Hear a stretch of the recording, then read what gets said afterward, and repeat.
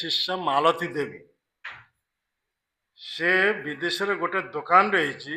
ସେ ଦୋକାନରେ ଭାରତୀୟ ସବୁ ସାମଗ୍ରୀ ସେ ମିଳୁଛି। ସେ ଦୋକାନକୁ ଆସିଥିଲେ। ଆସି ଦେଖିଲେ କିମ୍ଭୂତ କିମାକା ତିନୋଟି ମୂର୍ତ୍ତି ରହିଛନ୍ତି। ହଁ, ତ ସିଏ କୃଷ୍ଣଙ୍କର କ'ଣ ଇଚ୍ଛା, ସେ ତିନୋଟି ମୂର୍ତ୍ତି ମାନଙ୍କର ମଧ୍ୟରେ ଗୋଟେ ମୂର୍ତ୍ତି କଳା ବର୍ଣ୍ଣ, ତମ ଜଗନ୍ନାଥଙ୍କ ମୂର୍ତ୍ତି 3 ଇଞ୍ଚ ମୂର୍ତ୍ତି ସେ କିଣିକିରି ବ୍ୟାଗର ଭିତରେ ରଖିଲେ। ଉଦ୍ଦେଶ୍ୟ କ'ଣ, ପ୍ରଭୁପାଦଙ୍କୁ ଦେଖାଇବି, ଏଟା କ'ଣ ମୁଁ ପଚାରିବି ଜାଣିବା ପାଇଁ। ତ ସେଆ କଲେ। ସେ ମୂର୍ତ୍ତିଟା ଆଣିଲେ। ପ୍ରଭୁପାଦ ସେତ ସାନ୍ ଫ୍ରାନ୍ସିସ୍କୋ ଏ ରାଧା ଗୋବିନ୍ଦ ମନ୍ଦିରରେ ସେଟା ବସିଛନ୍ତି। ଏମିତି ସମୟ ମାଳତୀ ଦେବୀ ଆସି ତାଙ୍କ ସମ୍ମୁଖରେ ଏ ଜଗନ୍ନାଥ ମୂର୍ତ୍ତିଟା ବାହାର କରି ଦେଖାଇଲେ। ପ୍ରଭୁପାଦ ସାଙ୍ଗେ ସାଙ୍ଗେ ଉଠି ପ୍ରଣାମ କଲେ। କହିଲେ ଜଗନ୍ନାଥ ଏଠାକୁ ଆସି ଯାଇଛନ୍ତି। ଜଗନ୍ନାଥ ନିଜେ ନିଜକୁ ପ୍ରକଟ କରାଇଲେ ପାଶ୍ଚାତ୍ୟ ଦେଶରେ। ତ ଏଇପରି ପ୍ରଭୁପାଦ ସାଙ୍ଗେ ପଚାରିଲେ ଏଇପରି ଆଉ 2ଟା ମୂର୍ତ୍ତି ଅଛି କି? ହଁ ପ୍ରଭୁପାଦ, ଶୀଘ୍ର ଯାଅ ଯାଇକି ସେ 2ଟି ନେଇ ଆସ। ସେ 2ଟି ନେଇ ଆସିଲେ। ଇଏ ଜଗନ୍ନାଥ ବଳଦେବ ସୁଭଦ୍ରା। ପ୍ରଭୁପାଦ ସେଇ ବିଷୟରେ କଥା କହୁଛନ୍ତି। ଇଏ କୃଷ୍ଣଙ୍କର ମହାଭାବେ ପ୍ରକାଶରୁ ଜଗନ୍ନାଥ, ଆଉ ସେଇ ମହାଭାବେ ପ୍ରକାଶରୁ କୃଷ୍ଣଙ୍କର ବଡ଼ ଭାଇ ଇଏ ବଳଦେବ ମାନେ ବଳରାମ, ସେ ବଳଦେବ ଆଉ 2 ଭାଇଙ୍କ ସାନ ଭଉଣୀ ଇଏ ହେଉଛନ୍ତି ସୁଭଦ୍ରା ଦେବୀ, ମହାଭାବେ ପ୍ରକାଶ। ତ ପ୍ରଭୁପାଦ ସେତେବେଳେ କହୁଛନ୍ତି ଏଇ 3 ଇଞ୍ଚ ମୂର୍ତ୍ତି ଦେଖି କେହି 3 ଫୁଟ ବିଗ୍ରହ ନିର୍ମାଣ କରିପାରିବେ କି? ସାଙ୍ଗେ ସାଙ୍ଗେ ମାଳତୀ ଦେବୀଙ୍କ ସ୍ୱାମୀ ଶ୍ୟାମ ସୁନ୍ଦର ପ୍ରଭୁ ସେ କହିଲେ ପ୍ରଭୁପାଦ ମୁଁ ଏ କାର୍ଯ୍ୟ ଜାଣେ। ତ ସେ ଲିମ୍ବ କାଠ ନେଇ ଏ 3 ଫୁଟ ସେହିପରି ଜଗନ୍ନାଥ ବଳଦେବ ସୁଭଦ୍ରା ମୂର୍ତ୍ତି ନିର୍ମାଣ କଲେ। ପ୍ରଭୁପାଦ ସେଇ ମନ୍ଦିରରେ ସ୍ଥାପନ କରିଦେଲେ। ତାପରେ ପ୍ରଭୁପାଦ ସେଇ ଜଗନ୍ନାଥ ମହାଭାବ ପ୍ରକାଶ ଲୀଳା ଯେତେ କହୁଥିଲେ, ଆଉ ସେଇ ଜଗନ୍ନାଥ ହେଉଛି ପତିତ ପାବନ। ସେ ବର୍ଷେ ମଧ୍ୟରେ ଥରେ ପତିତ ଝିଅମାନଙ୍କୁ ଉଦ୍ଧାର କରିବା ପାଇଁ ରତ୍ନ ସିଂହାସନ ଛାଡ଼ି ବାହାରକୁ ଆସନ୍ତି ରଥଯାତ୍ରା ହିସାବରେ। ତ ରଥଯାତ୍ରା ବିଷୟରେ ପ୍ରଭୁପାଦ ଯେତେ କହିଲେ ସେମାନେ ଅତ୍ୟନ୍ତ ଆକୃଷ୍ଟ ହେଲେ। ପ୍ରଭୁପାଦ ଆମେ ତାହେଲେ ରଥଯାତ୍ରା କରିବା। ତ ରଥଯାତ୍ରା ସହିତ ସମୟ ଆଉ ମାତ୍ର ମାସ ନା 1.5 ମାସ ଥିଲା। ଏହା ଭିତରେ ରଥ ନିର୍ମାଣ କରିବା ଦୁଃସାଧ୍ୟ ହୋଇପଡ଼ିଥିଲା।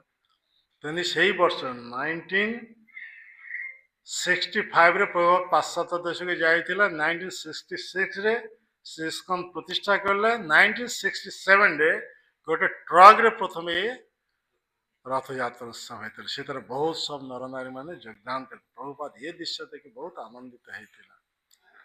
ତେଣୁ ସେଇ ପ୍ରଭୁପାଦ ତାଙ୍କ ଶିଷ୍ୟମାନଙ୍କୁ ସବୁ ନିର୍ଦ୍ଦେଶ ଦେଲେ ଭିନ୍ନ ଭିନ୍ନ ସହରକୁ ଯାଇ ଏହିପରି ରଥଯାତ୍ରା ଉତ୍ସବର ଆୟୋଜନ କଲେ। ରଥଯାତ୍ରା ଉତ୍ସବ ଉପଲକ୍ଷେ ମହାପ୍ରଭୁ ଯେ ଭବିଷ୍ୟତବାଣୀ ଅତି ଶୀଘ୍ର ସମଗ୍ର ଜଗତରେ ପ୍ରଚାର ପ୍ରସାରିତ ହେବ। ପୃଥିବୀ ପର୍ଯ୍ୟନ୍ତ আছে যত ନଗରାଦି ଗ୍ରାମ ସର୍ବତ୍ର ପ୍ରଚାର ହୋଇବେ ମୋର ନାମ। ଏ ମହାପ୍ରଭୁଙ୍କ ଭବିଷ୍ୟତବାଣୀ ଥିଲା। ପ୍ରଭୁପାଦ ତାଙ୍କର ଦୂତ ହିସାବରେ, ସେନାପତି ଭକ୍ତ ହିସାବରେ ଏସବୁ କଥା ମର୍ମ ଉପଲବ୍ଧି କରିପାରିଥିଲେ। ତେଣୁ ସେଇପରି ସେ ନିର୍ଦ୍ଦେଶ ଦେଇଥିଲେ। ତ ଏହିପରି ଦେଖାଯାଉଛି ପ୍ରଭୁପାଦ ଏହିପରି ଏକାକୀ ପ୍ରଚାର ଦ୍ୱାରା ଇସ୍କନ ସଂସ୍ଥା ନିର୍ମାଣ କରି ପାଶ୍ଚାତ୍ୟ ଦେଶବାସୀମାନଙ୍କୁ ନରନାରୀମାନଙ୍କୁ ଏ ହିପି ଆଣି ଏମାନଙ୍କୁ ଭକ୍ତ ବନାଇ ସେଇ ଜଗନ୍ନାଥଙ୍କୁ ଦର୍ଶନ କରାଇବା ପାଇଁ ସାଙ୍ଗରେ ନେଇ ଆସିଥିଲେ ଏ ପୁରୀକୁ।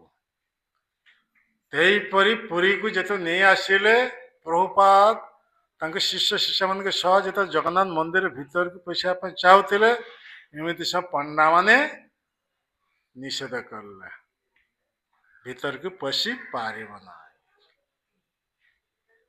ତ ପ୍ରଭୁପାଦ ଦେଖିଲେ ଜଗତର ନାଥ ଜଗନ୍ନାଥ ତାଙ୍କର କଥା ଜଗତରେ ପ୍ରଚାର କରି ଜଗତରୁ ଏହିପରି ଶିଷ୍ୟ ଗ୍ରହଣ କରି ଆଣି ସେ ଜଗନ୍ନାଥ ଦର୍ଶନ କରିବା ପାଇଁ ମୁଁ ଆଣିଲି, ଇଏ ମାନେ ଜଗନ୍ନାଥ ଦର୍ଶନ କରିବା ପାଇଁ ଦେଉନାହାନ୍ତି।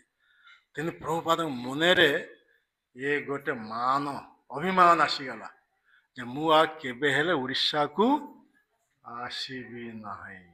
ପ୍ରଭୁପାଦଙ୍କ ମନରେ ଅଭିମାନ ଜାତ ହେଇଗଲା। ତ ପ୍ରଭୁପାଦ ସେଇ ଦିନରୁ ଆଉ ଓଡ଼ିଶାକୁ ଆସୁନଥିଲେ। ଓଡ଼ିଶା ଛାଡ଼ି ସବୁଆଡ଼େ ସେ ପ୍ରଚାର କରୁଥିଲେ, କିନ୍ତୁ ଓଡ଼ିଶାକୁ ଆସୁନଥିଲେ। ତେଣୁ ପ୍ରଭୁପାଦ ହେଉଛନ୍ତି ଯୁଗାଚାର୍ଯ୍ୟ। ସମଗ୍ର ଜଗତକୁ ଉଦ୍ଧାର କରି ଓଡ଼ିଶା ପଡ଼ି ରହିବ, ଓଡ଼ିଶା ଛାଡ଼ିଯିବ।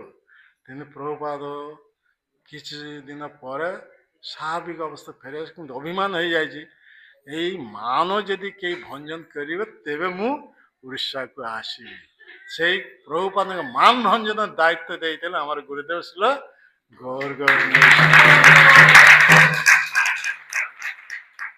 ଛବିକାନନ୍ଦ ଏଇ କଥାଟା ଜାଣୁଥିଲେ, ତେଣୁ ସେ ଯେତେବେଳେ ଗୁରୁଦେବଙ୍କୁ କହିଲେ ସେତେ ଗୁରୁଦେବ ବୁଝିପାରିଲେ, ଆଚ୍ଛା ଏଥିଲାଗି ପ୍ରଭୁପାଦ ଓଡ଼ିଶାକୁ ଆସୁନାହାନ୍ତି। ତେଣୁ ତାଙ୍କର ଅଭିମାନ ଜାତ ହେଇଛି ମାନ ଭଞ୍ଜନ କରିବା କଥା। ତେଣୁ ପ୍ରଭୁପାଦ କହୁଛନ୍ତି ମତେ ଓଡ଼ିଶାକୁ ନେବ, ଏଥିଲାଗି କହୁଥିଲେ। ତ ସେଥିଲାଗି ଆମର ଗୁରୁଦେବ ଶ୍ରୀ ଗୌରଗୋବିନ୍ଦ ସ୍ୱାମୀ ଏଇ ନିର୍ଜନ ଲୋକଜନ ଶୂନ୍ୟ ଏ ଭୁବନେଶ୍ୱରରେ ଯେଉଁ ଜାଗାରେ ଯେ ବର୍ତ୍ତମାନ ମନ୍ଦିର ହେଇଛି, ସେଠାରେ ମୁଁ ଆସିଥିଲି 1987ରେ। ସେତେବେଳେ ଜଙ୍ଗଲ ଚାରିଆଡ଼େ, କୌଣସି ଘର ଦ୍ୱାର ଟାୱାର ଫାୱାର କିଛି ନଥିଲା। ତ ଆମେ ସବୁ ଝାଡ଼ା ଫିରିବାକୁ ଯାଉଥିଲୁ ସେଇ କୃଷ୍ଣ ଟାୱାର ଯେଉଁଟା ରାଧାନଗରୀ ଟାୱାର, ସେଇଟାରେ ସବୁ ଝାଡ଼ା ଫିରିବାକୁ ଯାଉଥିଲେ ଏଇପରି। ପ୍ରଭୁପାଦ ଆସିଲେ ସେଠାରେ ପାଖରେ ସେଇ ଯେଉଁଠାରେ ଯେ ଆମର ଠାକୁରାଣୀ ମନ୍ଦିର, ସେଇଟା ସେ ପ୍ରଭୁପାଦ ଝାଡ଼ା ଫିରିବାକୁ ଯାଉଥିଲେ, ସେଠି ଟଏଲେଟ୍ ନଥିଲା। ତ ଏଇପରି ଦେଖାଯାଉଛି ପ୍ରଭୁପାଦ ଏଇ ନିର୍ଦ୍ଦେଶ ଦେଇଥିଲେ ଆମର ଗୁରୁଦେବ ଓଡ଼ିଶାକୁ ନେବ। ତେଣୁ ଛବିକାନନ୍ଦ ପାଖରେ ଯଦି ଏ କଥା ଜାଣିପାରିଲେ, ଆମର ଗୁରୁଦେବ ବହୁତ ପ୍ରୟାସ କରିଥିଲେ କେମିତି ପ୍ରଭୁପାଦ ଯିଏ ସମଗ୍ର ବିଶ୍ୱର ଗୁରୁ, ତାହାକୁ କେମିତି ମୁଁ ଏଠାକୁ ଆଣିବି, କେଉଁଠାରେ ରଖିବି। ତେଣୁ ପ୍ରଭୁପାଦ ଗୁରୁଦେବ କ'ଣ କଲେ, ଏ 1977 ଏହିପରି ଗୁରୁଦେବ ସବୁ ବ୍ୟବସ୍ଥା କରିଥିଲେ, ବଙ୍ଗଲାରେ ରହିବା ପାଇଁ ସରକାରୀ ଇଏ ସବୁ ବ୍ୟବସ୍ଥା କରିଥିଲେ। କିନ୍ତୁ ପ୍ରଭୁପାଦ ଯେତେବେଳେ ଏଠାକୁ ଆସିଲେ, ତାଙ୍କ ସେଇ ସରକାରୀ ଯେଉଁ ବ୍ୟବସ୍ଥା ହେଇଥିଲା ରହିବା ପାଇଁ, ହେଲେ ମୁଁ ସେଠାରେ ରହିବେ ନାହିଁ, ମୋର ଶିଷ୍ୟ ଗୌର ଗୋବିନ୍ଦ ମୋ ଲାଗି ଯେଉଁଠାରେ ଏ କୁଡ଼ିଆ ଘର କରିଛି ମୁଁ ସେଠାରେ ରହିବି। ପ୍ରଭୁପାଦ ଆସି ଏ ସରକାରୀର ସେ ଯେଉଁ ବଙ୍ଗଲାରେ ସେଟା ରହିଲା ନାହିଁ, ସେଇ ଜାଗାରେ ସେ ରହିଲେ। ସେ ଜାଗା ବର୍ତ୍ତମାନ ସରକାର ସବୁ ରାସ୍ତା ହିସାବରେ ସବୁ ଦଖଲ କରି ନେଇଛନ୍ତି। ସେଇ ଜାଗାରେ ପ୍ରଭୁପାଦ 17 ଦିନ କାଳ ଥିଲା। ପ୍ରଭୁପାଦ ଆମର ଗୁରୁଦେବଙ୍କୁ ନିର୍ଦ୍ଦେଶ ଦେଇଥିଲେ ଯେ ମୁଁ ସବୁଦିନ ଅନୁବାଦ କରୁଛେ, କିନ୍ତୁ ତୁମେ ଗୋଟେ କାମ କରିବ, ଇଲେକ୍ଟ୍ରିକର ବ୍ୟବସ୍ଥା କରିବ। ମାନେ ପ୍ରଭୁପାଦ ରାତିରେ ଯାଇକି ସବୁ ଅନୁବାଦ କରନ୍ତି। ସେହିପରି ପ୍ରଭୁପାଦ ନବମ ସ୍କନ୍ଦ ଅନୁବାଦ କରି 10ମ ସ୍କନ୍ଦ ଅନୁବାଦ କରୁଥିଲେ। ଏହିପରି 17 ଦିନ କାଳ ସେଠାରେ ଥିଲେ। ଆଉ ସେଠାରେ ନିତାନ୍ତର ଦେଶରେ ଶୁଭ ଦେଇଥିଲେ। ଆଉ ସେଥିରେ ପ୍ରଭୁପାଦ ଯିବା ସମୟରେ ଗୁରୁଦେବଙ୍କୁ ନିର୍ଦ୍ଦେଶ ଦେଲେ, ତୁମେ ଏହିପରି ଏଠାରେ କୃଷ୍ଣ ବଳରାମ ମନ୍ଦିର ନିର୍ମାଣ କରିବ, ମୋର ଗ୍ରନ୍ଥ ଗୁଡ଼ିକ ସବୁ ଓଡ଼ିଆ ଭାଷାରେ ଅନୁବାଦ କରିବ, ଆଉ ଏହିପରି ତୁମେ ଓଡ଼ିଶାରେ ପ୍ରଚାର କରେ। 3ଟି ନିର୍ଦ୍ଦେଶ ଦେଇଥିଲେ।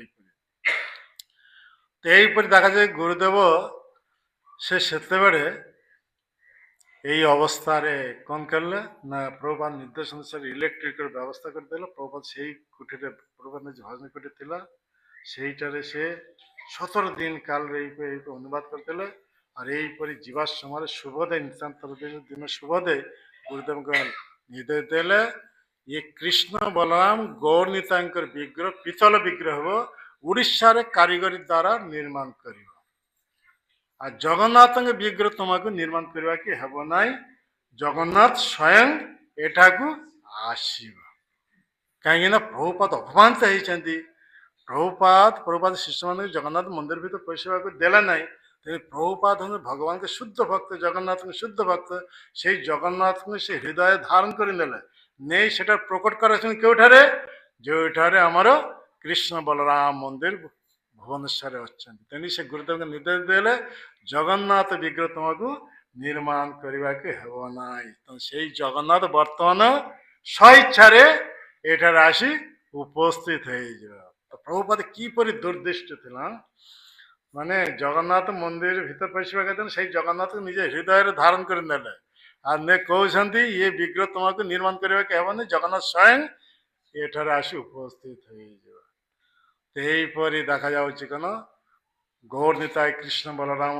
ଆମର ଯେତେ ସମୟ ହେଇଯିବ କହିଦେବା, ଆମେ ସେତେ ବନ୍ଦ କରିବା। ଆମର କଥା କହି ବହୁତ ସମୟ ଚାଲିଯିବ। ତ ଏହିପରି କୃଷ୍ଣ ବଳରାମ ଗୌର ନିତାଇ ବିଗ୍ରହ ମୁଁ ଯେତେ ଆସିଲେ ସେତେ ନିର୍ମିତ ହେଉଥିଲେ ସେଠାରେ କାରିଗର ଆସି ଓଡ଼ିଶା କାରିଗର। ତାପରେ ଦେଖାଯାଉଛି ତିନିଟା ଅଲ୍ଟାର ଯେ କୃଷ୍ଣ ବଳରାମ ମନ୍ଦିର ମଝିରେ ରହିଛି କୃଷ୍ଣ ବଳରାମ, ଏ ସାଇଡରେ ରହିଛି ଗୌର ନିତାଇ, ସେ ସାଇଡରେ ଜଗନ୍ନାଥ ବଳଦେବ ସୁଭଦ୍ରା। ତ କୃଷ୍ଣ ବଳରାମ ଗୌର ନିତାଇ ବିଗ୍ରହ ସମ୍ପୂର୍ଣ୍ଣ ହେଇଯାଇଛନ୍ତି।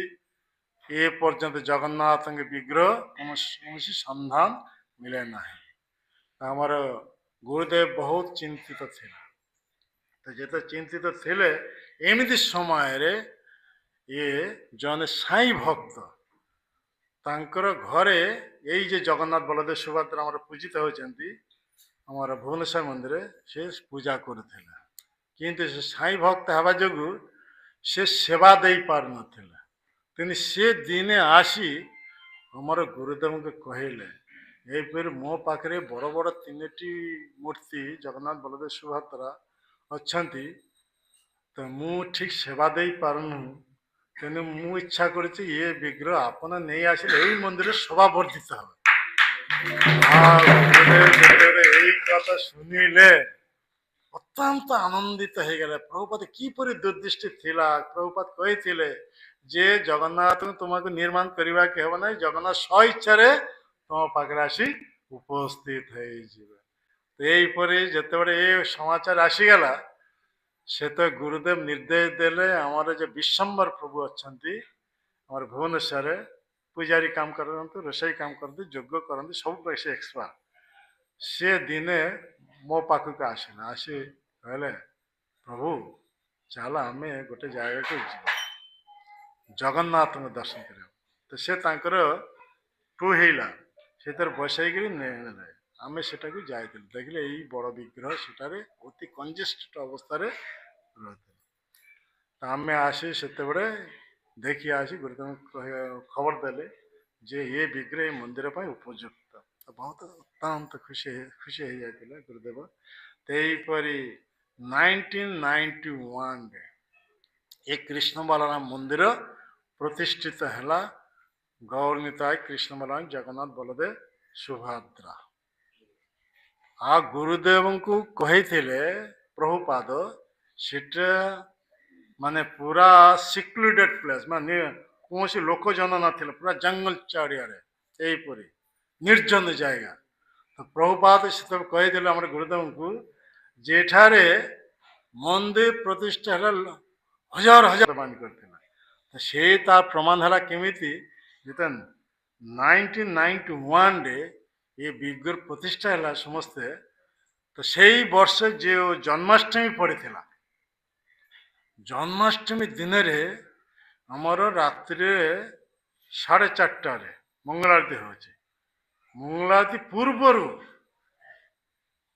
ଓଡ଼ିଶାବାସୀ ଲୋକମାନେ ସମସ୍ତେ ନଡ଼ିଆ କଦଳୀ ସବୁ ଧରି ଆସି ଉପସ୍ଥିତ ହେଇଯାଇଛନ୍ତି।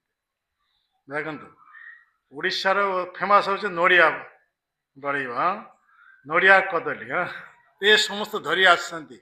ମାନେ 4:30 ପୂର୍ବରୁ ଭିଡ଼ ଆରମ୍ଭ ହେଇଯାଇଛି। ତ ସେଇଠୁରୁ ଆଉ ସେତେବେଳେ ଏତେ ସିଷ୍ଟମେଟିକ୍ ନଥିଲା ଯେ ନଡ଼ିଆ ଫଟେଇଲେ ପାଣିଟା କୁଆଡ଼େ ଯିବ, ଏସବୁ ସିଷ୍ଟମେଟିକ୍ ନଥିଲା। ଆମେ ଯେତେ ଫଟଉଛେ ସେତେ ଚାରିଆଡ଼େ ବିଛେଇ ଯାଉଥିଲେ। ଏହିପରି ମନ୍ଦିର ଭିତରେ ଯେ ଅଲ୍ଟାର ସେ ପାଣି ପାଣି ହେଇଯାଉଥିଲେ, ପାଣି ଜମି ଯାଉଥିଲେ। ଏହିପରି ଏତେ ସବୁ ନଡ଼ିଆ ଯିଏ ଆସୁଛନ୍ତି ନଡ଼ିଆ ଧରି ଆସୁଛନ୍ତି ଆଉ ନଡ଼ିଆ ଫଟେଇବାକୁ ହବ। ତ ଏହିପରି ଦେଖାଯାଉଛି ସେଇ ମଙ୍ଗଳ ଆରତୀ ଠାରୁ ମନ୍ଦିର ବନ୍ଦ ନାହିଁ, କଣ୍ଟିନ୍ୟୁ ଏହିପରି ନଡ଼ିଆ ଫଟା, ଇଏ କଦଳୀ ଛଡ଼େଇକିରି ଭୋଗ ଲଗାଇବା, ଇଏ କରିବା, ଲାଇନ୍ ଲାଗି ଯାଇଛି। ଲକ୍ଷାଧିକ ଲୋକ ଦେଖ ଜନଶୂନ୍ୟ ଜାଗାରେ ଜନ୍ମାଷ୍ଟମୀ ଦିନରେ ଲକ୍ଷାଧିକ ଲୋକ ହେଇଗଲା। ମାନେ ସେ ମଙ୍ଗଳ ଆରତୀ ଠାରୁ ରାତ୍ରି 11ଟା ପର୍ଯ୍ୟନ୍ତ। ଆଉ ଗୁରୁଦେବ ସେତେବେଳେ ତାଙ୍କର ସେ ଭଜନ କୁଟିର ବାଲକୋନିରେ ଆସି ବସିଛନ୍ତି। 11ଟା ସମୟରେ, ରାତ୍ରି 11ଟା ସମୟରେ ଯେତେବେଳେ ଟିକେ ଇଏ ହେଲା, ଭିଡ଼ କମିଲା, ମୁଁ ଉପରକୁ ମନ୍ଦିରରୁ ତଳକୁ ଆସିଲି। ଯେଉଁଟା ଚନ୍ଦନ ଯାତ୍ରା ହୁଏ ସେ କୋର୍ଟ ୟାର୍ଡରେ, ସେଠାରେ ମୁଁ ଆସି ଉପସ୍ଥିତ ହେଇଛି। ଗୁରୁଦେବ ସେତେ ଇସାରା କରି ମୋତେ ଡକାଇଲେ। ତ ମୁଁ ସାଙ୍ଗେ ସାଙ୍ଗେ ଆସି ପ୍ରଣାମ କରି ବସେ। ସେତେବେଳେ ସେ କହୁଛନ୍ତି ପ୍ରଭୁପାଦ କିପରି ଦୂରଦୃଷ୍ଟି, ମୁଁ ତ କିଛି ବୁଝୁନି ପ୍ରଭୁପାଦ କିପରି ଦୂରଦୃଷ୍ଟି। ପ୍ରଭୁପାଦ ଏଇପରି ମତେ କହିଥିଲେ ମନ୍ଦିର ପ୍ରତିଷ୍ଠା ହେଲା ପରେ ଏଇପରି ଉତ୍ସବରେ ଲକ୍ଷାଧିକ ସବୁ ଲୋକ ଆସିବ। ତା ପ୍ରତ୍ୟକ୍ଷ ପ୍ରମାଣ ଜନ୍ମାଷ୍ଟମୀ ପ୍ରଥମ ବର୍ଷ ଲକ୍ଷାଧିକ ଲୋକ ସମାଗମ। ଆଉ ସେଇ ଲକ୍ଷାଧିକ ଲୋକ ପ୍ରତି ବର୍ଷ ଏଇପରି ଜନ୍ମାଷ୍ଟମୀ ରଥଯାତ୍ରା ସବୁବେଳେ ଏହା ହଉଛି ପ୍ରଭୁପାଦଙ୍କ ଦୂରଦୃଷ୍ଟି। ପ୍ରଭୁପାଦ ଏଇ ନିର୍ଦ୍ଦେଶ ଦେଇଥିଲେ। ଏତେ ଲୋକଜନ ଶୂନ୍ୟ ଜାଗା ସେତେବେଳେ ଥିଲା, ବର୍ତ୍ତମାନ ସେଠାରେ ପ୍ରଥମ ବର୍ଷରେ ଏଇପରି କେଉଁଆଡୁ ଏତେ ସବୁ ଲୋକ ଆସିଲେ, ଲକ୍ଷାଧିକ ଲୋକ ହେଇଗଲା। ତ ପ୍ରଭୁ ଆମର ଗୁରୁଦେବ ଅତ୍ୟନ୍ତ ଆନନ୍ଦିତ ହେଇଗଲା।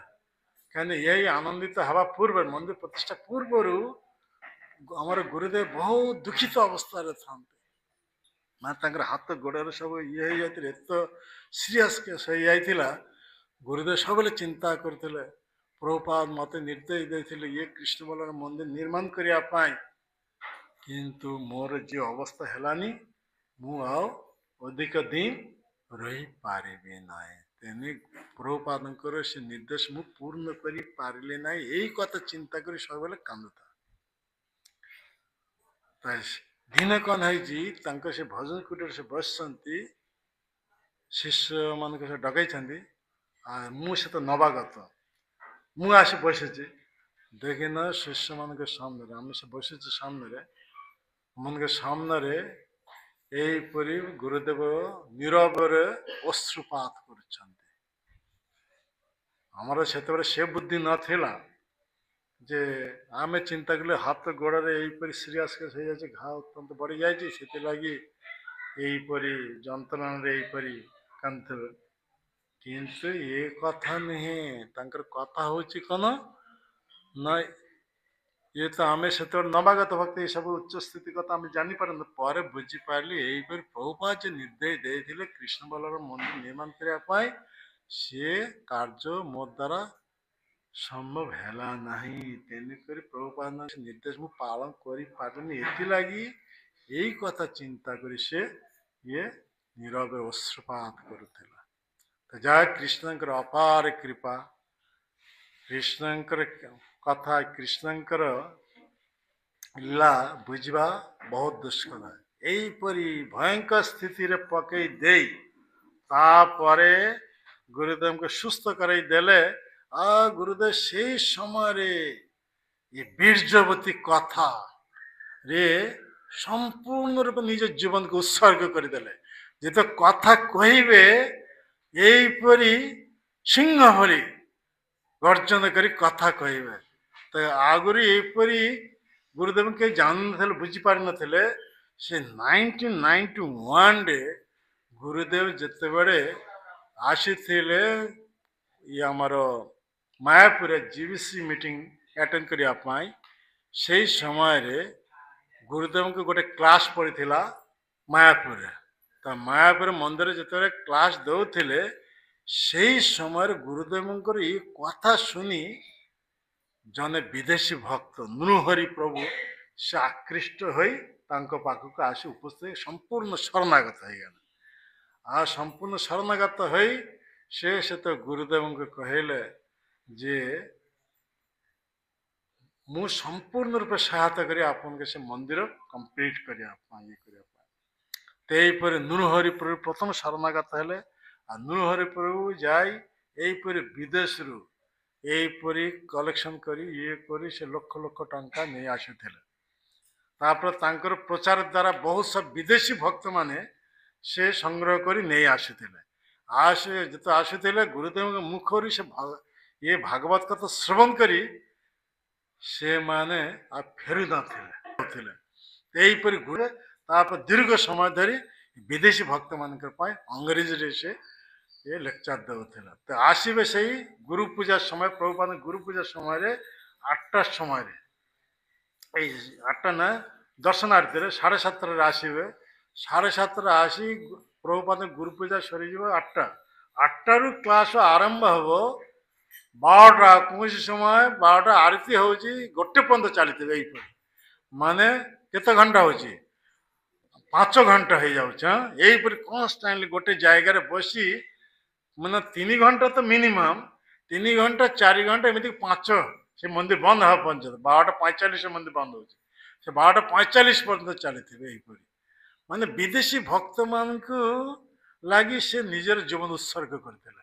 ଏହିପରି କଥା ଓଡ଼ିଆ କଥା ଅଳ୍ପ କହି ସାରି ଦେଉଥିଲେ, ଏହିପରି ଅଂରେଜୀରେ ସେ ପ୍ରବଚନ ଦେଉଥିଲେ ଆଉ ବିଦେଶୀ ଭକ୍ତମାନେ ଏତେ ଆକୃଷ୍ଟ ହେଉଥିଲେ। ସେତେବେଳେ ବହୁତ ସବୁ ବିଦେଶୀ ମାନେ ଆସି ଉପସ୍ଥିତ ହେଲେ। ଆଉ ଯେଉଁ ଭୁବନେଶ୍ୱର ପ୍ରଥମ କପର୍ଦ୍ଦକ ଶୂନ୍ୟ ଥିଲା, ସେଇ ଭୁବନେଶ୍ୱର ଇସ୍କନ ମନ୍ଦିର ହେଇଗଲା ସମଗ୍ର ପୃଥିବୀ ମଧ୍ୟରୁ ହାଏଷ୍ଟ କଲେକ୍ସନ। ମାନେ ବିଦେଶୀ ଭକ୍ତମାନେ ଯେତେବେଳେ ଆସୁଥିଲେ, ଏହିପରି ସବୁ ଲକ୍ଷ ଲକ୍ଷ ମାନେ 3-4 ଜଣ ଭକ୍ତ ଏହିପରି ନିଜ ଜୀବନ ଉତ୍ସର୍ଗ କରିଥିଲେ କେବଳ ପଇସା କଲେକ୍ସନ କରି ଗୁରୁଦେବଙ୍କୁ ଦେବା ପାଇଁ। ଲକ୍ଷ ଲକ୍ଷ ମାନେ ସେତେବେଳେ ମାୟାପୁର ହଉ ବମ୍ବେ ହଉ ଯେତେ ସବୁ ମନ୍ଦିର ଥିଲା, ସବୁଠାରୁ ହାଏଷ୍ଟ କଲେକ୍ସନ ହଉ ସେତେବେଳେ ଏ ଭୁବନେଶ୍ୱର। ତାପରେ ଦୁର୍ଭାଗ୍ୟବଶତଃ କୃଷ୍ଣଙ୍କ ଲୀଳା ବୁଝିବା ଦୁଷ୍କର। ତାପରେ 1996ରେ ଆମର ଗୁରୁଦେବ ଯେତେବେଳେ ମାୟାପୁର ଆସିଥିଲେ ଜିବିସି ମିଟିଂ ଆଟେଣ୍ଡ କରିବା ପାଇଁ, ଜିବିସି ମିଟିଂରେ ଆଟେଣ୍ଡ ଯେତେବେଳେ କଲେ, କରିସାରିଲା ପରେ ଜିବିସି ମିଟିଂରୁ ସେ ଯେତେ ବାହାରକୁ ଆସିଲେ, ସେ ତ 2 ଜଣ ବିଦେଶୀ ଭକ୍ତ ଗୁରୁଦେବଙ୍କର ଲେକ୍ଚର ଶୁଣିଛନ୍ତି। ତା ଲେକ୍ଚର ଶୁଣି ଅତ୍ୟନ୍ତ ଆକୃଷ୍ଟ ହେଇଛନ୍ତି। ତେଣୁ ଗୁରୁଦେବ ଯେଉଁ ରୁମ୍ରେ ରହୁଥିଲେ ସେଟାକୁ ଆସିଲେ, ଆସି ଗୁରୁଦେବଙ୍କୁ ପ୍ରଣାମ କରି କହୁଛନ୍ତି, ମହାରାଜ ଆପଣଙ୍କର ଲେକ୍ଚର ଆମେ ଶୁଣିଛେ, ବହୁତ ଆକୃଷ୍ଟ ହେଇଛୁ, ତେଣୁ ଆମର ଗୋଟେ ପ୍ରଶ୍ନ ରହିଛି। ଗୁରୁଦେବ କହିଲେ କ'ଣ ପ୍ରଶ୍ନ? ମହାପ୍ରଭୁ ଏ ନଦିଆ ନବଦ୍ୱୀପ ଛାଡ଼ି କାହିଁକି ନୀଳାଚଳକୁ ଯାଇ ରହିଲା? ତା ଗୁରୁଦେବ ସେଇ କଥା ବ୍ୟକ୍ତ କରିବାକୁ ଲାଗିଲେ। ମାନେ ଚୈତନ୍ୟ ମହାପ୍ରଭୁ ହେଉଛନ୍ତି ସେ ଅନ୍ୟ କେହି ନୁହେଁ, ରାଧାକୃଷ୍ଣଙ୍କ ମିଳିତ ତନୁ। ଶ୍ରୀକୃଷ୍ଣ ଚୈତନ୍ୟ ନୁହେଁ, ରାଧାକୃଷ୍ଣ ଅନ୍ନ। ଚୈତନ୍ୟ ମହାପ୍ରଭୁ ଅର୍ଥାତ୍ କୃଷ୍ଣ ଲୀଳାରେ ଯାହା ଅପୂର୍ଣ୍ଣ ଥିଲା 3ଟି ବାଞ୍ଛା, ରାଧାର ପ୍ରଣୟ ମହିମା କିପରି, ମୋର ମାଧୁର୍ଯ୍ୟଟା କେମିତିଆ, ମୋର ମାଧୁର୍ଯ୍ୟ ଆସ୍ୱାଦନ କରି ରାଧାରାଣୀଙ୍କ ହୃଦୟରେ ଯେଉଁ ସୁଖର ଅନୁଭବ ହେଉଥିଲେ, ସୁଖଟା କେମିତିଆ, ସ୍ୱୟଂ ଭଗବାନ ସର୍ବଜ୍ଞ ହୋଇ ସୁଦ୍ଧା କୃଷ୍ଣଙ୍କର ଇଏ 3ଟି ବିଷୟ ଜଣା ନଥିଲା। ତେଣୁ ସର୍ବଜ୍ଞ ହୋଇ ସୁଦ୍ଧା ଏ 3ଟି ବିଷୟ ସେ ଅଜ୍ଞ ଥିଲା। ତେଣୁ ସେଇ 3ଟି ବାଞ୍ଛା ପୂର୍ଣ୍ଣ କରିବା ପାଇଁ ସେଇ କୃଷ୍ଣ ରାଧାରାଣୀଙ୍କର ଭାବ ଏବଂ କାନ୍ତି ନେଇ ଆସିଲେ ଚୈତନ୍ୟ ମହାପ୍ରଭୁ ସ୍ୱରୂପରେ। ତେଣୁ ଚୈତନ୍ୟ ମହାପ୍ରଭୁଙ୍କ ଲୀଳା ହେଉଛି କୃଷ୍ଣ ଲୀଳାର ଆପେଣ୍ଡିକ୍ସ। ଆପେଣ୍ଡିକ୍ସ ମାନେ ପରିଶିଷ୍ଟ, ଅର୍ଥାତ୍ ପରିପୂର୍ଣ୍ଣତା ପ୍ରାପ୍ତ ହେଇଛି ଚୈତନ୍ୟ ଲୀଳାରେ। ଯାହା କୃଷ୍ଣ ଲୀଳାର ଅପୂର୍ଣ୍ଣ ଥିଲା ତାହା ପୂର୍ଣ୍ଣ ହେଇଛି ଚୈତନ୍ୟ ମହାପ୍ରଭୁ ସ୍ୱରୂପରେ। ତେଣୁ ସେଇ ଚୈତନ୍ୟ ମହାପ୍ରଭୁ ସ୍ୱରୂପରେ କୃଷ୍ଣ ତାଙ୍କର ଯେ ଦାପର ଯୁଗ ଯେଉଁ ଲୀଳା, ସେଇ ଲୀଳା 3ଟି ବାଂଶ ଅପୂର୍ଣ୍ଣ ଥିଲା, ସେ 3ଟି ବାଂଶ ପୂର୍ଣ୍ଣ କରିବା ପାଇଁ ସେ ଆସିଛନ୍ତି ଚୈତନ୍ୟ ମହାପ୍ରଭୁ। ତେଣୁ ସେ ସନ୍ନ୍ୟାସ ନେଇ ନଦିଆ ନବଦ୍ୱୀପ ଛାଡ଼ି ମାତାଙ୍କ ନିର୍ଦ୍ଦେଶ ଅନୁସାରେ କାହାକୁ ଦେଖାବ ସମୟ ନାହିଁ, ସମୟ ନେଇ ହୋଇଛି ହେବ। ତ ଏଠାରେ ମହାପ୍ରଭୁ ନୀଳାଚଳକୁ ଆସିଛନ୍ତି କେଉଁଥିଲାଗି? ତାଙ୍କର ଯେ 3ଟି ବାଞ୍ଛା ଅପୂର୍ଣ୍ଣ ଥିଲା, ସେ 3ଟି ବାଞ୍ଛା ପୂର୍ଣ୍ଣ କରିବା ପାଇଁ। କେମିତିଆ? ଯେମିତି ଚୈତନ୍ୟ ଚରିତାମୃତ କହୁଛନ୍ତି, କାହା ମୋର ପ୍ରାଣ ମୁରଲି ବଦନ, କାହା କରୁ କାହା ବ୍ରଜେନ୍ଦ୍ର ନନ୍ଦ, କାହାରେ କହିବ କଥା জানে মোর দুন্দন বিনা। এইপରି ନିଜ ହରି କହିକିରି ଏହିପରି କ୍ରନ୍ଦନ କରିଛନ୍ତି, କାହା ମୋର ପ୍ରାଣ ନା। ଅର୍ଥାତ୍ ସେଇ କୃଷ୍ଣ ବର୍ତ୍ତମାନ ଚୈତନ୍ୟ ମହାପ୍ରଭୁ କହୁଛନ୍ତି, ମୋର ସେଇ ପ୍ରାଣନାଥ ମୁରଲୀଧାରୀ ନନ୍ଦ ନନ୍ଦନ ଯଶୋଦ ନନ୍ଦନ କୃଷ୍ଣ କେଉଁଠାରେ, ଯାହାଙ୍କର ବିରହରେ ମୋର ବୁକୁ ଫାଟି ଯାଉଛି, କାହା ଗଲେ ମୁଁ ତାହାକୁ ପାଇବି। ବିରହରେ ବୁକୁ ଯେ ଫାଟି ଯାଉଛି, ମାଧୁର୍ଯ୍ୟ ନିଜ ସେ आस्वादन कर कहाँ मोर प्राणनाथ मुरली बदन कहाँ करो कहाँ पान ब्रजेंद्र नंदन कहाँ रे कहब कथा जाने मोर दुख ब्रजेंद्र नंदन बिना फाटे मोर बुक मोर बुक फाटी जाइए नंदन नंदन यशोद नंदन मुरलीधारी कृष्णकर विरह रे तेने कौटाକୁ ଗଲେ ମୁଁ ତାକୁ ପାଇବି ତେଣୁ ସେଇ ତାଙ୍କର ବିରହରେ ଯେ ବୁକୁ ଫାଟି ଯାଇ ଦୁଃଖ କଥା ମୁଁ କାହା ପାଖକୁ ଯାଇ କହିବି ଏଇପରି ନିଜର ମାଧୁର୍ଯ୍ୟ ନିଜ ଆସ୍ୱାଦନ କରିଛନ୍ତି ରାଧା ଭାବରେ ତମେ ରାଧାରାଣୀ କେବଳ କୃଷ୍ଣଙ୍କ ମାଧୁର୍ଯ୍ୟ ଆସ୍ୱାଦନ କରିଥିଲେ ତ ରାଧାରାଣୀ କୃଷ୍ଣଙ୍କର ମାଧୁର୍ଯ୍ୟ ଆସ୍ୱାଦନ ତାଙ୍କର ଅନ୍ତରରେ ଯେ ସୁଖରେ ଉଦୟ ହେଉଥିଲା ସେ ସୁଖ ବର୍ତ୍ତମାନ ଗୌର ସ୍ୱରୂପେ ସେ ସୁଖ ଆସ୍ୱାଦନ କରିଛନ୍ତି ନିଜର ମାଧୁର୍ଯ୍ୟ ନିଜେ ଆସ୍ୱାଦନ କରିଛନ୍ତି ରାଧାରାଣୀଙ୍କ ପ୍ରେମର ମହିମା ମାଦନାକ୍ଷ ମହାଭାବ ସେଇ ଭାବନେ ଆସିଛନ୍ତି ଏ ତିନିଟା ବାଞ୍ଚା କଲେ ଯେତେବେଳେ ଏଇପରି କୃଷ୍ଣ ବିରହରେ ଏ ଗୀତ ସେ ଗାଉଥିଲେ ସେଇପରି ରାଧାରାଣୀ କୃଷ୍ଣଙ୍କର ବିରହରେ ये सर्वदा मूर्छा दशा प्राप्त होते मूर्छा दशा प्राप्त होते ये तो बहुत लंबा स्टोरी मुझे कहबी ना मत समय हो जाए मुझे संख्या मिलन करी तो वर्तमान से दीर्घ विरह पर ये कृष्ण जिते बड़े वृंदावन को आसिले रथजात उत्सव उपलक्षे वृंदावन को आसिले यहीपरि राधा मूर्छा दशा थे राधारानी की ये अवस्था देखी कृष्ण मूर्छा हो गले तो कृष्ण जिते मूर्छा हो गले से सखी माने कृष्ण के कर्णर राधारानी का नाम उच्चारण करने जो कृष्ण को बाह्य चेतना फेरी आसला कृष्ण बाह्य चेतना जो फेरी आसिले से राधारानी को अवस्था देखी से मूर्छा दशा राधारानी मूर्छा दशा अच्छा तुम्हें राधारानी जो मूर्छा दशा अच्छा तुम्हें से राधारानी कर्णर ललिता सखी आदि ये जिते कृष्ण आसुच्चंती सखी उठ देख जिते कृष्ण नाम कान पशिला संगे संगे राधारानी मूर्छा दशा दूर हो गला यहीपरि दीर्घ विरह पर दीर्घ विरह पर जिते बड़े राधा कृष्ण मिलन होची आखि आखि साहाଯ୍ୟ आखि आखि साहाଯ୍ୟ जिते मिलन होची से समय तांकर भीतर भाव जात हो गला गुरुदेव भीतर भाव जात हो गला सी एते समय धरी कथा व्यक्त करते संगे संगे भाव कंठ गदगद हो गला से सहित कथा उठाइले कना मु आ भाषा रे किछि कहि पारिबो नै जेते ऑडियंस मान थिले से देले तुम मन समस्त कीर्तन कर आ समस्त हमर भक्त रूप प्रभु रूप ये समस्त थिले से माने संगे संगे गुरुदेव कथा रे कीर्तन आरंभ कले हरे कृष्ण महामंत्र कीर्तन आरंभ कर गुरुदेव सही सज्जार सहित हो गला यहीपरि गाँ गाँ कर गुरुदेव और एमती जो सेवक थिले से कौन कले ना गुरुदेव पिला अवस्था से गदाईगिरी जे गोपाल जीव को से निज हाथ में सेवा करते जहाँकर कथा समग्र जगत रे प्रचार करी यहीपरि एत माने फेमस हो जाती से गोपाल विग्रह फोटो आनी सामने जो धरी से गुरुदेव यही गोपाल को देखी गोपाल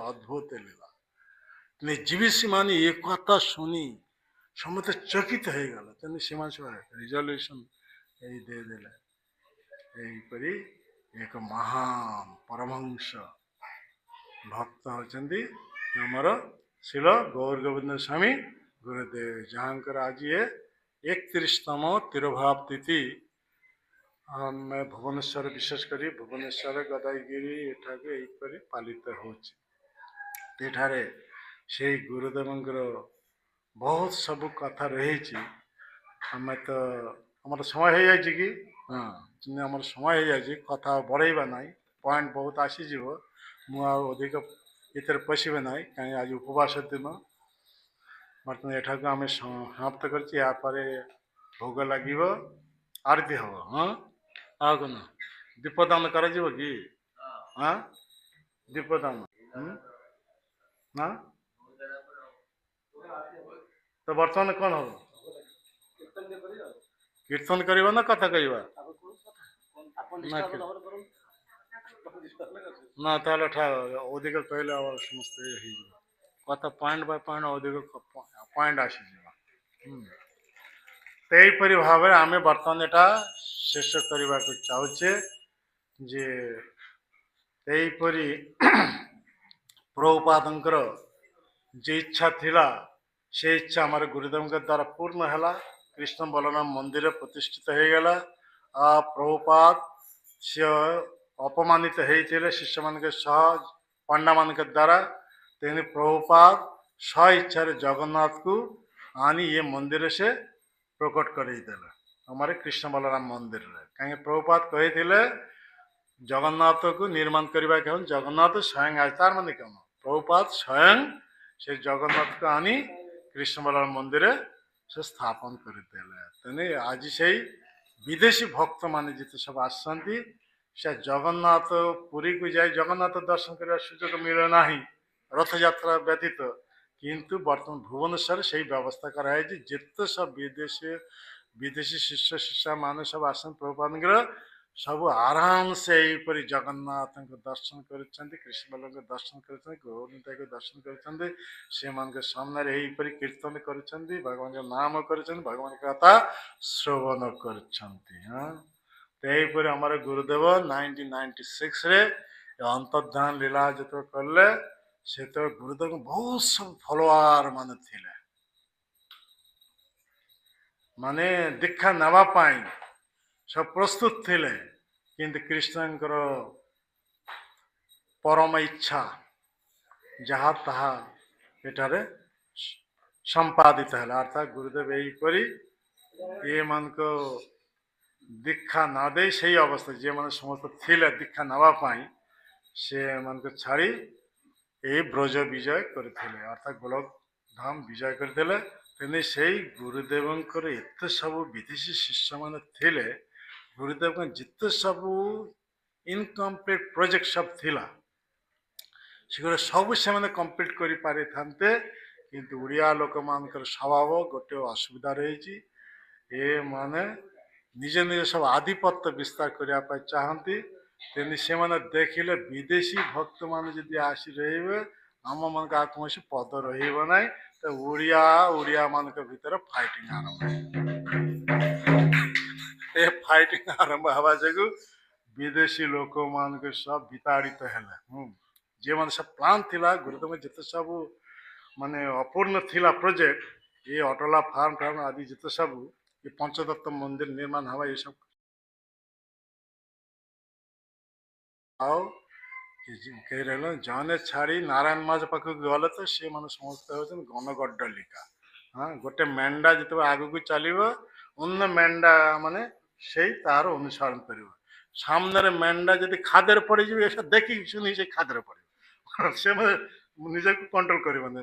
ଆଗ ଯେ ଲିଡ଼ିଂ ଦେଉଛି ତାହାକୁ ଅନୁସରଣ କରିବ। ସେ ଗଣଗଡ୍ଡଲିକା। ତ ଜଣେ ବିଦେଶୀ ଭକ୍ତ ଏହିପରି ଭୁବନେଶ୍ୱରରେ ଏହିପରି ସଂଘର୍ଷ ଅବସ୍ଥାରେ ଯେତେ ଛାଡ଼ି ଚାଲିଗଲା ନାରାୟଣ ମାଝ ପାଖକୁ, ଆଉ ଯେତେ ସବୁ ବିଦେଶୀ ଭକ୍ତ ସମସ୍ତେ ସେତେବେଳେ ନାରାୟଣ ମାଝ ପାଖକୁ ଯାଇ ଉପସ୍ଥିତ। ନାରାୟଣ ମାଝ ସେତେବେଳେ କେହି ଜାଣୁନଥିଲେ, କେହି ତାଙ୍କର ଏତେ କୌଣସି ପ୍ରଚାର ନଥିଲା, ପରମ ଇଚ୍ଛା ଥିଲା। ତେଣୁ କୃଷ୍ଣଙ୍କ ଯାହା ଇଚ୍ଛା ସେଇ ଇଚ୍ଛା ଅନୁସାରେ ଏସବୁ ସଂଗଠିତ। ତବ ଇଚ୍ଛା ମତେ ଯିବେ ଜନମ ମରଣ। ତ ଆମେ ଇଚ୍ଛା କଲେ ଆମର ଗୁରୁଦେବ ଯଦି ଆହୁରି ଯଦି 2-4 ବର୍ଷ ରହିଥାନ୍ତେ ତାହେଲେ କ'ଣ ଅବସ୍ଥା ହେଇଥାନ୍ତା। ଯେତେ ସବୁ ପ୍ରୋଜେକ୍ଟ ଗୁଡ଼ା କେତେ ମାନେ ଇଏ ହେଇଥାନ୍ତା, ପରିପୂର୍ଣ୍ଣ ହେଇପାରିଥାନ୍ତା। ଆଉ ସେତେବେଳେ ଓଡ଼ିଶାରେ ମାନେ ସମଗ୍ର ପୃଥିବୀ ମଧ୍ୟରୁ ଓଡ଼ିଶାରେ ସବୁଠାରୁ ହାଏଷ୍ଟ କଲେକ୍ସନ। ତ କୃଷ୍ଣଙ୍କର ଯାହା ଇଚ୍ଛା ସେ ପୂର୍ଣ୍ଣ ହେଇଛି। ଏହିପରି ଭାବରେ ଗୁରୁଦେବ ସେ ରହିବା ପାଇଁ ଚାହିଁଲେ ନାହିଁ, କାହିଁକିନା ତାର ପୂର୍ବ ସେ ଆଭାସ ଦେଇଥିଲେ ଯେ ଭକ୍ତି ସିଦ୍ଧାନ୍ତ ସାରଥୀ ଠାକୁର ସେ କହନ୍ତି ସବୁବେଳେ ଏ ଭୌତିକ ଜଗତଟା ଭଦ୍ରଲୋକର ବାସସ୍ଥାନ ନୁହେଁ, ଭଦ୍ରଲୋକମାନଙ୍କର ବାସସ୍ଥାନ ନୁହେଁ। କିନ୍ତୁ ଆମେ ଏଠାରେ ରହିବା ପାଇଁ ଚାହୁଁଛେ, କେତେ ସଂଗ୍ରାମ କରୁଛେ, ଆମେ ସମସ୍ତେ ଅଭଦ୍ର। ଆମେ ଏଠାରେ ସାରା ଜୀବନ ପାଇଁ ରହିବା ପାଇଁ ପ୍ରୟାସ କରୁଛେ, କିନ୍ତୁ ଆମେ ବୁଦ୍ଧିମାନ ନୁହେଁ, ଆମେ ସମସ୍ତେ ମାୟାଗ୍ରସ୍ତ ମୋହଗ୍ରସ୍ତ କଲିର କବଳରେ ଅଛୁ। ତେଣୁ ଏଠାରେ ଆମେ ପରମାନେଣ୍ଟ ହିସାବରେ ରହିବା ପାଇଁ ପ୍ରୟାସ କରୁଛେ। ଏହା ହେଉଛି ନିର୍ବୁଦ୍ଧତା। ବୁଦ୍ଧିମାନ କାମ ହେଉଛି, ଭଦ୍ର ଲୋକର କାମ ହେଉଛି କେମିତି ଭଜନ ସାଧନ କରି ଭୌତିକ ଜଗତ ଛାଡ଼ି ଭଗବାନଙ୍କ ପାଖକୁ फेरी जीवा या होची बुद्धिमत्ता काम कहीं ये टेम्पोरारी जगत आमे शरीर प्राप्त है टेम्पोरारी सबुदिन ये शरीर रहिबा नाही केते दिन ये पाई आमे शरीर प्राप्त क्षणिक पाई देह भीतर जे प्राणटा छाड़ी चली जीव सब प्लान प्रोजेक्ट सब बंद हो कर्म अनुसार मनुष्य देह प्राप्त होते भगवान के भजन न करी सब कपटता आश्रय करुचंती विविध प्रकार पद पछर सब धावित होचंती आ लास्ट देह प्राणटा बाहरी गला परवर्ती जन्म रे मनुष्य देह मिलिबो नाही गोटे पशु शरीर जे चली सब प्लान प्रोजेक्ट सब धूलिसात है तेने भक्ति सिद्धांत सागर एथि कहते ये भद्रलोकर बासस्थान नहीं भद्रलोक जे हे से अनन्य भाव में भगवान को भजन साधन कमी भौतिक दशार मुक्त ही भगवान के पाखक फेरे जी तेने हमारे गुरुदेव यही कथा बहुत जोर दे कहते तेने से दिन यहीपरि प्रकाश कले जे गोपालंकर इच्छा मु बोधाय से पंथा अनुसरण करी पारे भक्ति सिद्धांत सागर जो पंथ अनुसरण करते मुझे पंथ अनुसरण करी पारे तापर यहीपरि ये गदाईगिरी जाइए गदाईगिरी गदा गोपाल जी सहित यहीपरि दर्शन गोपाल जी को दर्शन करी यहीपरि से विदेशी भक्त मान पाखे यहीपरि कथा कहले यहीपरि से वर्ष से जिते आमर प्रभुपादंकर सेंटेनियल शतवार्षिक उत्सव प्रभुपादंकर आविर्भाव हो 1896 এটা হচ্ছে 1996 শতবর্ষ উৎসব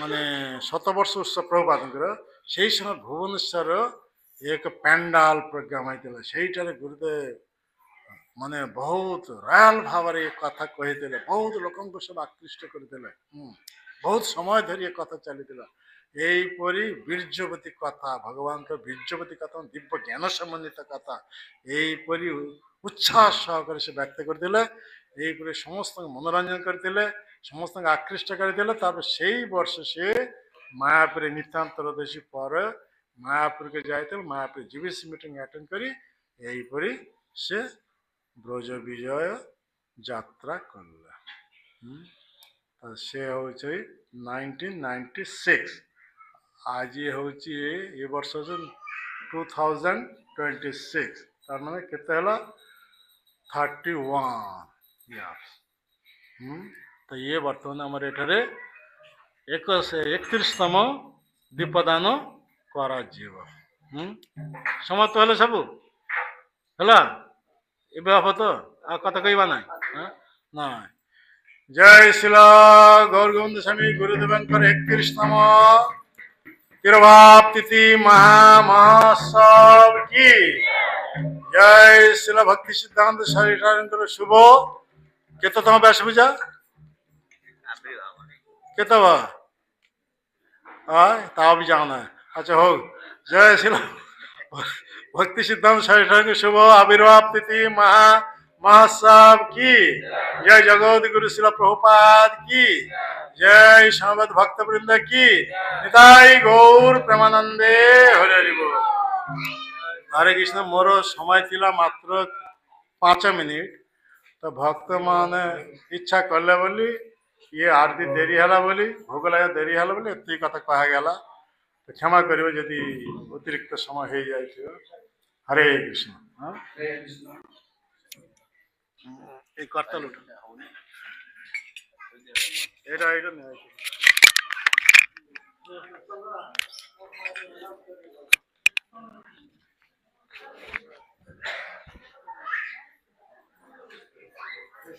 हरि बोल जय श्री श्रीमद भक्तिदास प्रसन्न गुरु महाराज की जय श्रीमद गौरवंदन गुरु महाराज का 31वां शुभ तिरुभाव तिथि महामहोत्सव की जय श्री श्रीमद भक्ति सिद्धांत प्रभुपाद महाराज की जय गौर प्रेमानंदे हरे कृष्ण समस्त भक्त मानव को हमारा श्री राम गोविंद मंदिर इसका नाम स्वरूप हार्दिक वंदन।